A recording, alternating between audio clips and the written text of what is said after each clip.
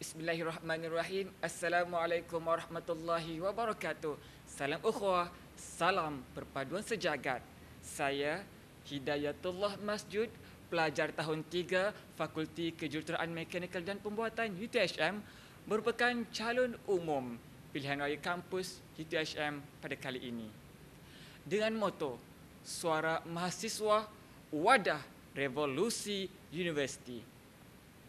Revolusi ataupun perubahan yang ingin saya bawakan di sini tertegak atas 5 elemen utama, iaitu dari sudut perpaduan, intelektual, sahsiah pelajar dan juga sudut saluran maklumat.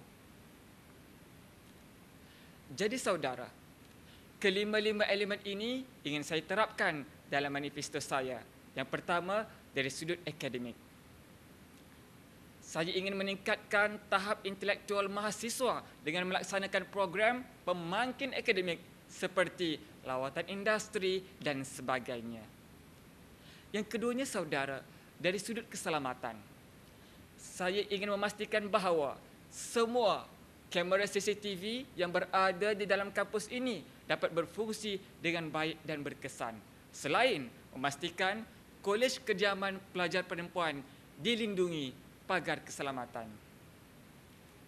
Yang ketiga saudara, saya ingin mencanang perpaduan siswa dan siswi UTHM melalui jalinan integrasi yang baik antara kelab dan persatuan pelajar UTHM.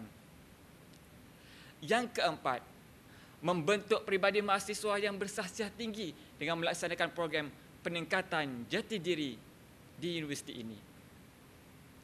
Yang kelima, memantapkan medium saluran kampus dengan memastikan UCI TV ini dapat diakses oleh seluruh pelajar yang berada di dalam kampus maupun di setiap kolej kediaman.